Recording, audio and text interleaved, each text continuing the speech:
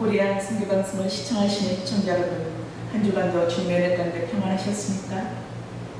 오늘 함께 나눌 말씀은 히브리서 13장 7절에서 15절 말씀, 영문 밖에서 기다리는 예수님이라는 제목으로 오늘 함께 나눠보도록 하겠습니다. 성경 봉독해 드리겠습니다. 하나님의 말씀을 너희에게 이르고 너희를 인도하던 자들을 생각하며 저희 행실의 종말을 주의하여 보고 저희 믿음을 본받으라. 예수 그리스도는 어제나 오늘이나 영원토록 동일하시니라. 여러 가지 다른 교훈에 끌리지 말라. 마음은 은혜로서 굳게 함이 아름답고 식물로서 할 것이 아니니 식물로 말미암아 행한 자는 유익을 얻지 못하였느니라.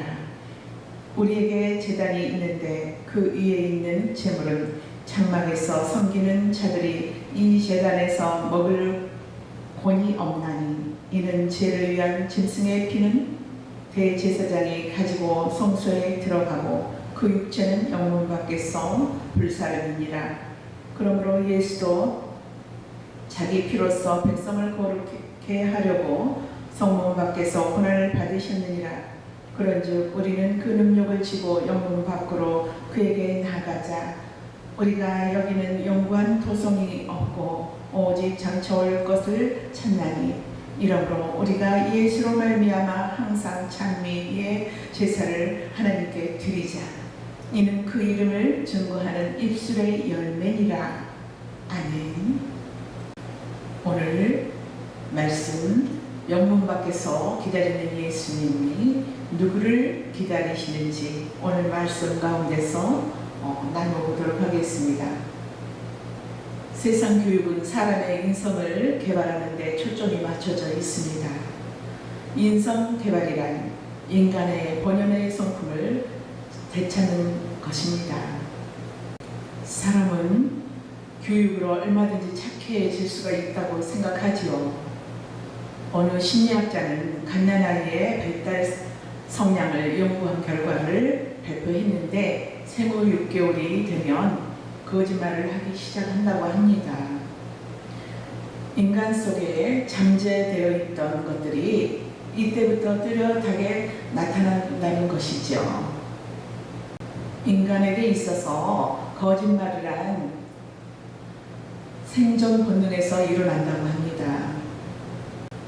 거짓말을 하게 된다는 것은 본능적으로 살기 위해서 하는 것입니다.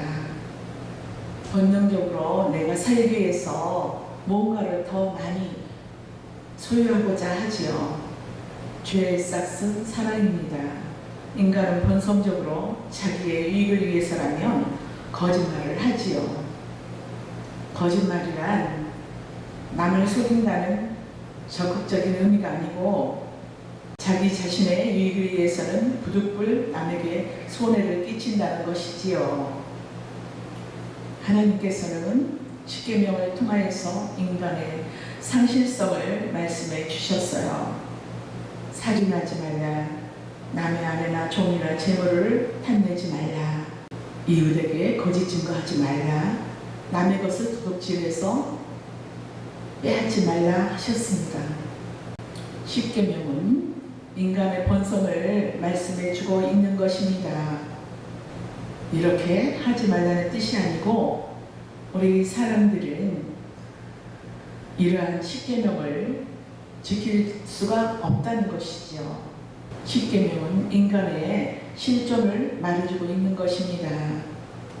우리가 살고 있는 것은 모두 결정한 희생의 신약적으로 해석하면 의로운 제물을 의인화하면 예수님이세요. 예수님만이 죄 없는 의로운 분이십니다. 하나님은 예수님의 피를 훈양하시고 땅을 저주하시지 않고 계시는 것입니다. 그러므로 온 세상은 예수님의 십자가 피로 예수님의 공로로 살아가고 있지요. 하나님의 은혜로 살고 있음을 감사하면서 우리는 살아야 합니다.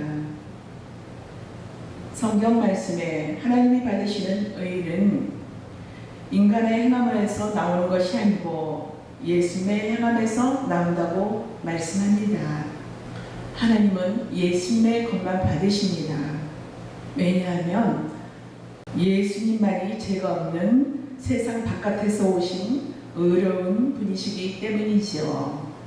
사람이 죽는 것은 의가 없어서입니다. 의란 하나님 앞에 옳음이지요. 하나님께서 산자와 중자를 심판하시는 분이시므로 하나님 앞에서 죄인으로 심판당하지 않고 살자면 의만 있으면 됩니다. 그런데 그 의를 인간이 만들 수 없다는 것이죠. 인간은 끊임없이 의를 만들고자 해요. 아담과 하와가 범죄하고 난 후에 제일 먼저 한 일이 수치를 가리고자 무화과 나무로 치마를 만들어서 입는 일입니다. 수치를 가린다는 것은 곧 하나님 앞에서 떳떳해질 수 있도록 의를 만드는 일이죠. 아담과 하와는 선악과를 따먹기 전에만 해도 벌거벗음이 수치라는 것을 몰랐지요.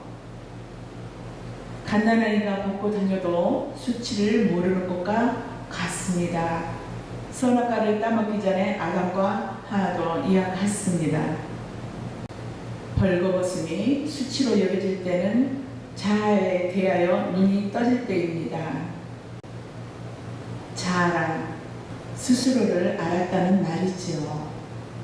갓난아이는 남녀를 구분 못했는데 자아에 대해서 눈이 떠지면 남자와 여자를 구분하지요.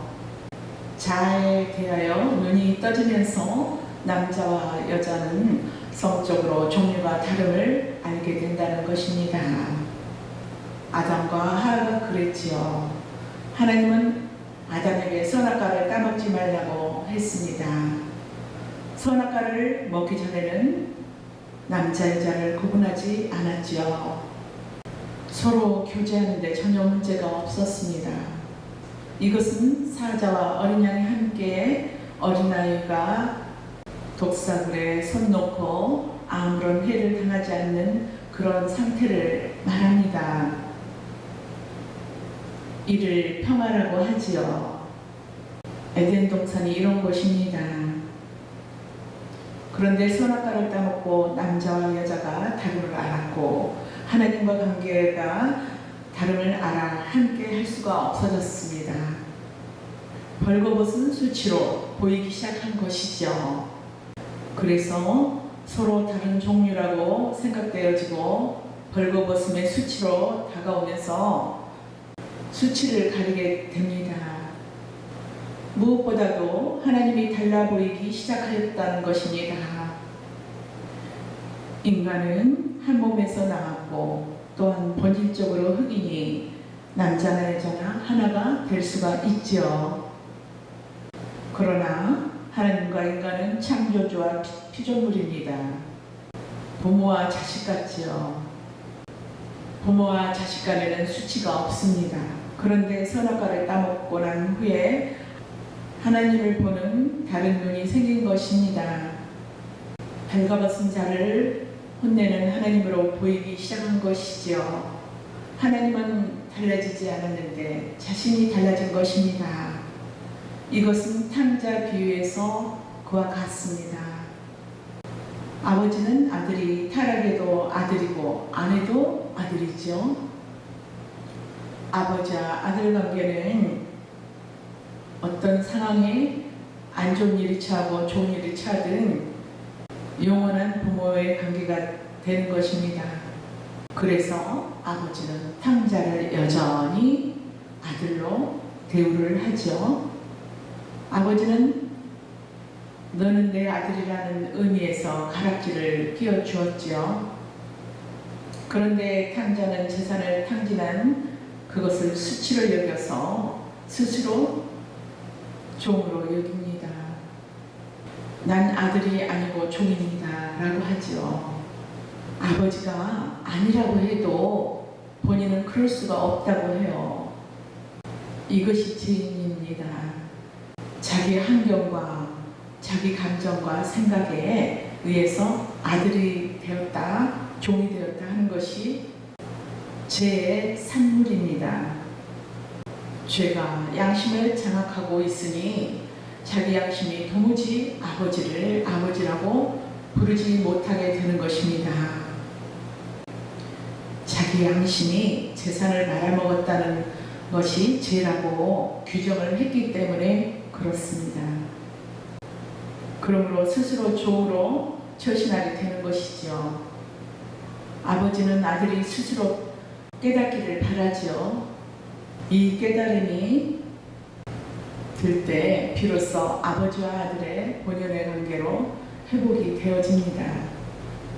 요즘 예수 믿으세요? 아니면 교회로 전도하죠? 성도들이? 그럼 술, 담배를 끊고 오겠다고 합니다. 술, 담배를 먹는 것을 죄로 여기고 교회를 나오지 못하고 있죠. 우리가 두루 이렇게 많이 보죠. 이는 본인이 비윤리적인 삶과 술 먹고 담배 피우는 것을 죄라고 규정해 버렸기 때문입니다. 하나님께서는 술 먹고 안 먹고를 죄다 아니다 따지지 않습니다. 그런데 사람 스스로가 죄라 여기면서 하나님 앞에 떳떳해질 수가 없어서 교회를 안 나오고 숨어버리게 됩니다. 하나님은 아담과 하와가 치마를 입었든 안 입었든 상관하지 않습니다. 그 사고가 선악과가 준 사고이죠. 모두 스스로가 자기 행함을 성과 악으로 규정해버리는 것입니다. 성경 말씀에 이러함을 죄라고 합니다. 인간의 행함을 죄다 아니다 라고 판단하는 것을 악이라고 하지요. 아담과 하와에게 수치란 그들의 벌거벗음이 아닙니다. 하나님은 벌거벗음을 수치로 보지 않았어요. 수치란 벌거벗음이 아니고 아담과 하와 속에 선악과를 타고 온 마귀가 그 속에 들어와서 벌거벗음을 수치를 보게 한 다른 눈을 심어준 것입니다. 사도 바울을 통하여 말씀합니다. 고린도후서 11장에서 뱀이 그 관계로 하와를 미혹해 하여서 그 마음을 그리스도를 향하는 진실함과 깨끗함에서 떠나 부패했다고 말씀합니다.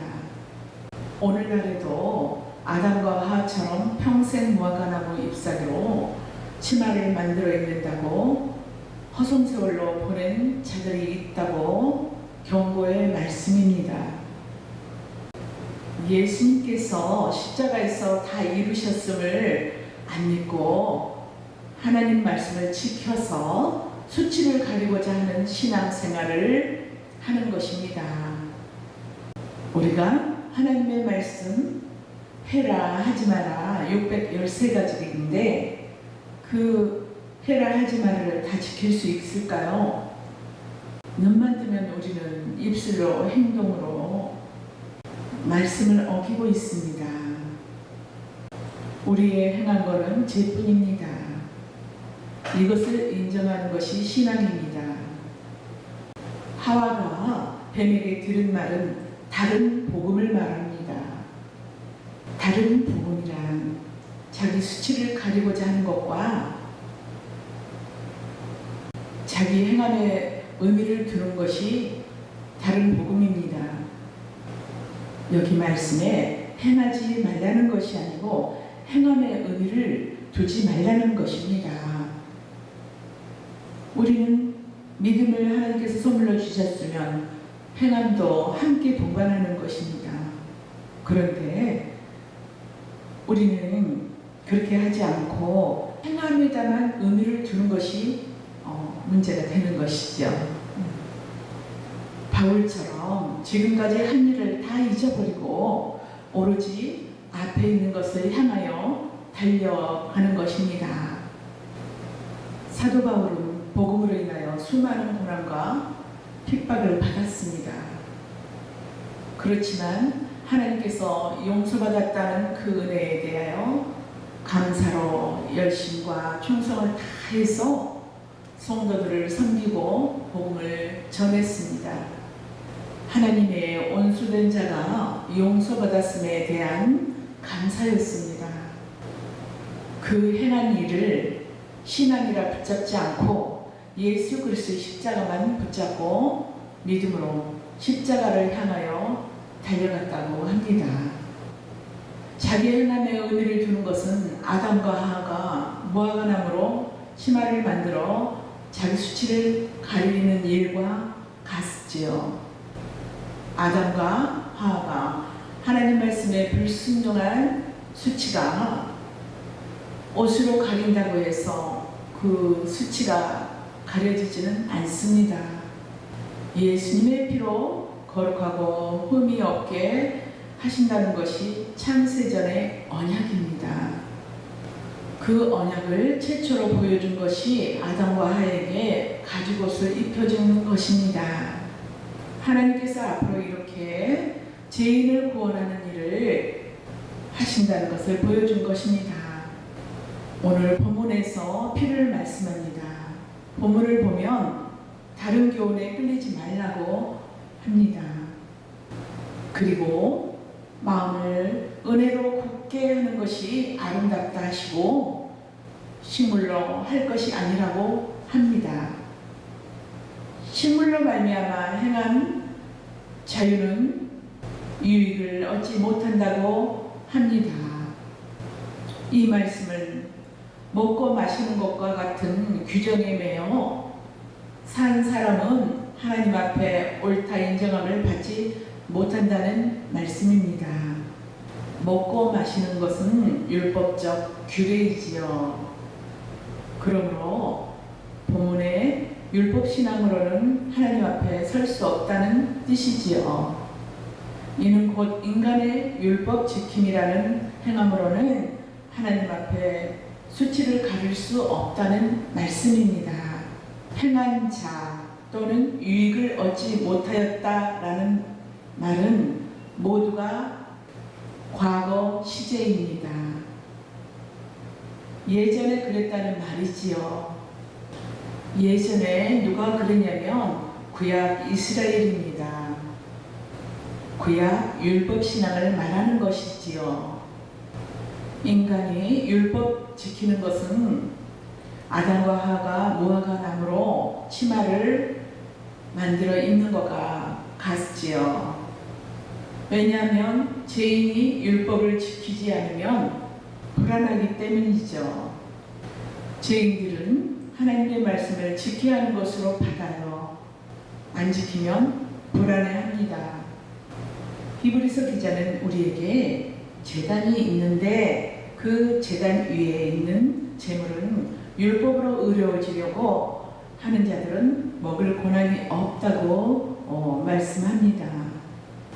무슨 말씀이냐면 새 언약이라는 제단 위에는 예수님의 피라는 제물이 있는데 이 예수님의 피는 옛 언약이라는 율법신앙으로는 받아들일 수 없다는 말입니다. 무슨 말씀이냐면 예수님의 피라는 제물이 있는데 예수님의 피는 옛 언약이라는 율법신앙으로는 받아들일 수 없다는 말입니다. 다른 말로 새 포도주는 헌 부대가 담아내지 못한다는 말이지요.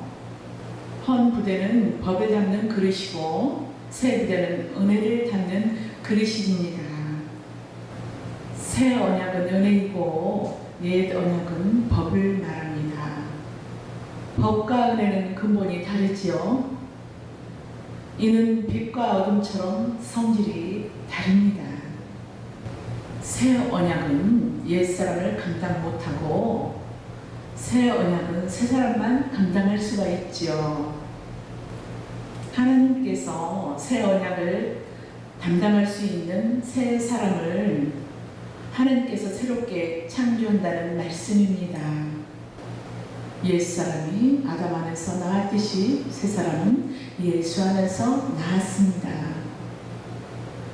자신의 행위와 상관없이 옛사람이 아담 한 사람의 불순종으로 모두가 죄인이 되었듯이 새 사람은 예수님 한 분의 순종으로 의인이 되었습니다. 새 언약은 예수님의 행위로 판단하심으로 새 언약에서는 나는 없는 자입니다. 예수님께서 산상보훈에서 자기 행함을 근거로 나오는 자들을 모른다고 하셨어요. 자기 행함으로 나온 자들이 슬피 울며 이를 갈게 된다고 하는 것입니다. 그제서야 마귀의 종들에게 속았다는 것을 알아서 슬피 울고 있는 것이지요. 새 언약에서는 인간의 행함으로서는 하나님 앞에 설 수가 없습니다.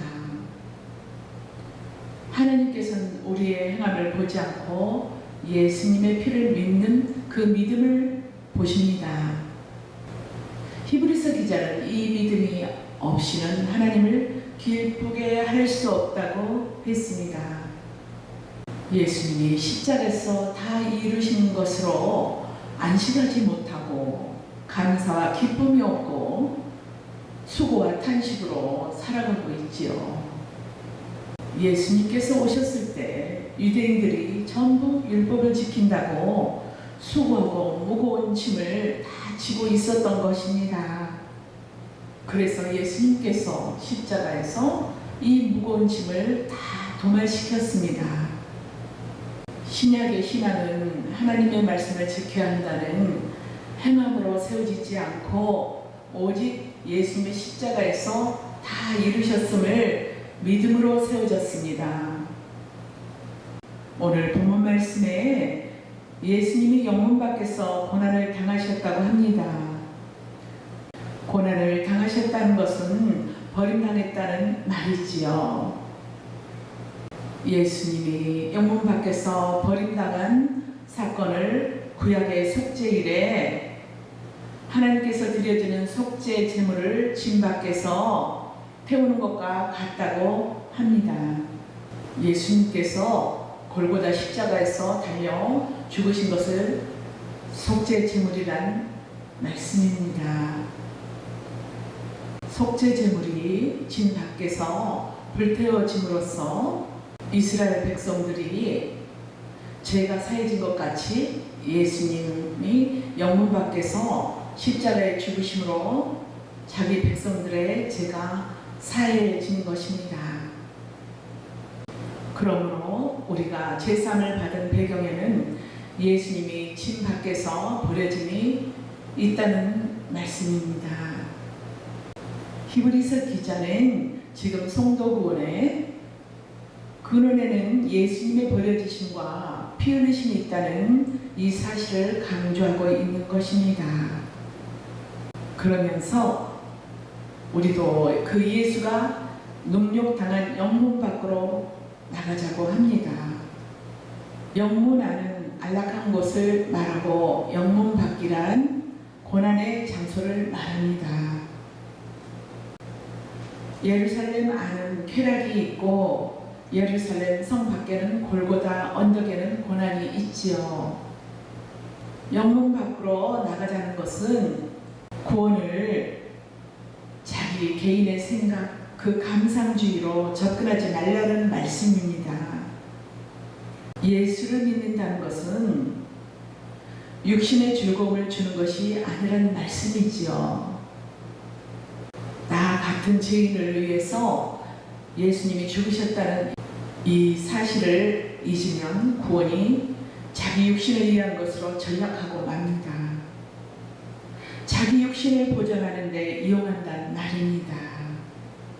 바울은 이를 일컬어 경건을 자기의 이익을 재료로 삼는다고 했습니다. 창세전의 아버지와의 약속이 예수님이 십자가에서 피 흘려주심으로써 자기 백성들이 거룩하고 흠이 없게 된다고 하셨습니다.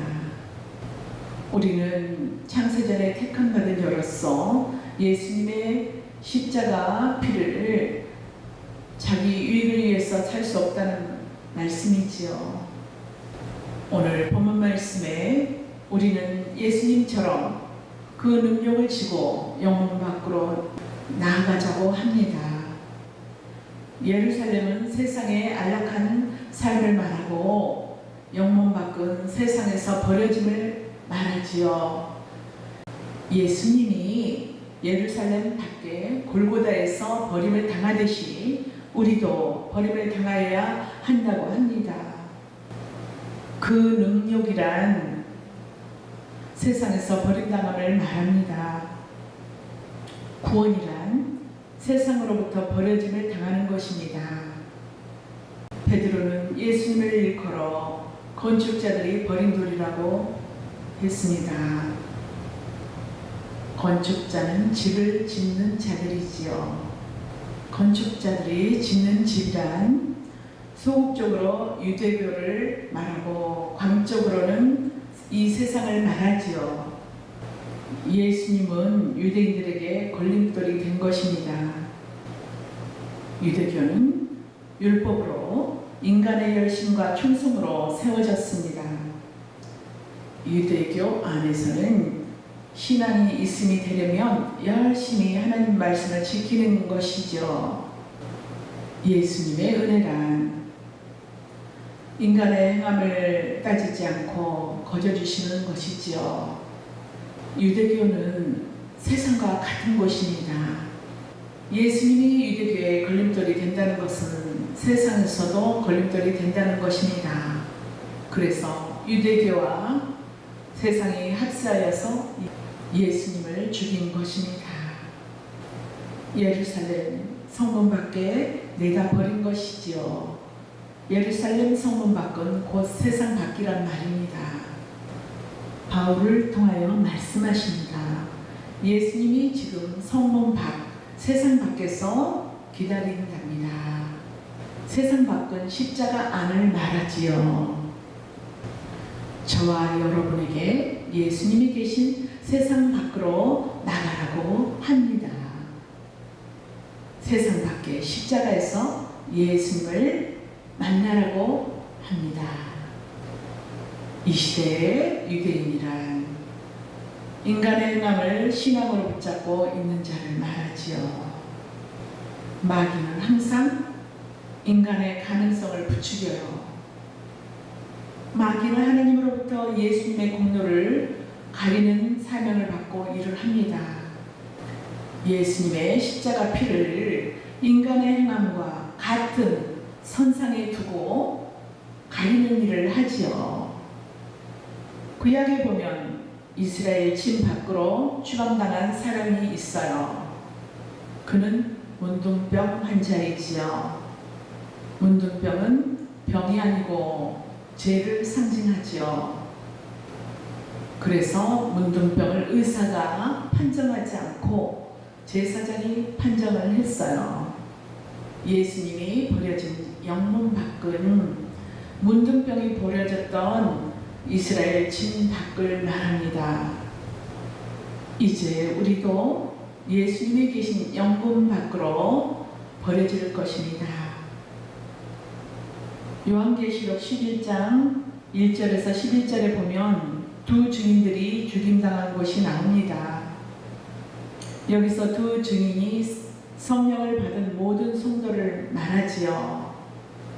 그리고 사도행전 1장에 보면 성령이 임하면 예수님의 증인이 된다고 합니다. 그러므로 성령을 받은 모든 성도는 모두가 증인이 되는 것이지요. 오순절 성령이 임하고 나자 모든 성도가 예수를 증거하는 성도가 증인이지요. 두 증인은 세상 사람이 아니란 말이고 세상에서 죽은 자란 말입니다. 곧 건축자들이 버린 돌이지요. 그래서 두 증인은 세상에서 죽임당하여 세상 밖에 있는 자라는 뜻으로 굵은 베옷을 입고 예언을 한 것입니다. 세상은 비진리가 난무한 어둠이지요. 그러나 두 증인은 빛에 속하였고 진리를 전하고 있습니다. 어둠 속에서 빛으로 산다는 것은 죽임당하는 것입니다. 오늘 본문 말씀에 예수님이 기다리는 영문 밖으로 나가라고 했죠. 그럼 히브리서를 읽고 말씀을 전하는 자나 듣는 자나 모든 자들에게 하시는 말씀입니다. 이 땅에 의미를 두는 모든 자들은 유대인이고 인간의 행함에 의미를 두는 자들도 유대인이지요. 그리고 마귀는 하나님으로부터 종신토록 흙을 먹으라고 저주를 받았어요. 마귀는 땅을 떠나지 못합니다. 마귀가 가는 곳을 지옥이라고 하지요. 지옥이란 땅에 있는 감옥이라고 말합니다. 이 시대의 지옥은 땅에 매여 사는 것을 말하지요. 물론 불못불이 있죠. 불못불은 장차 예수님이 재림하시고 난 후에 지옥을 말합니다. 여기서 성령을 받은 자들에 속한 자들이 나타나죠. 이들의 근거는 하늘입니다. 영구한 도성을 하늘에 있다고 말씀합니다. 그래서 사람들에게 땅을 떠나라고 하지요. 성도들은 두 주님처럼 땅에 거하는 자들로부터 죽임을 당하여 영문 밖에 계신 예수님을 만나러 가는 것입니다. 그럼 하나님께서 두 증인들을 예수님을 사흘 만에 살려낸 것처럼 살려내서 천국으로 인도해 가십니다. 이 기쁘고 얼마나 감사한 일입니까? 복음은 기쁘고 황홀한 것이지요. 그래서 고난당하는 감옥에서도 찬송이 터져 나오는 것입니다. 신라가 감옥에서 찬송하는 것은 누가 시킨 것이 아니고 주님의 은혜가 예수님의 고난에 동참케 하였다는 그러한 것으로 깨달아짐으로 찬송이 저절로 나오는 것입니다. 매를 맞아서 만신창이가 되었지만 그 마음속은 천국이 있었습니다. 천국은 찬양만 하는 곳이지요. 지금 우리 마음 가운데 찬양이 울려 퍼진다면 천국이 임한 것입니다. 기자는 죽은 자는 찬송을 하지 못한다고 하였습니다. 자란 거듭나지 못한 자이지요. 우리는 예수 그리스도와 한 몸입니다. 예수님 안에 있는 자이므로 두 주님처럼 죽어도 다시 살아나지요. 어떤 상황 속에서도 주님의 은혜로 예수님이 기다리는 영문 밖으로 나아가는 저와 여러분이 되시기를 바랍니다. 감사합니다.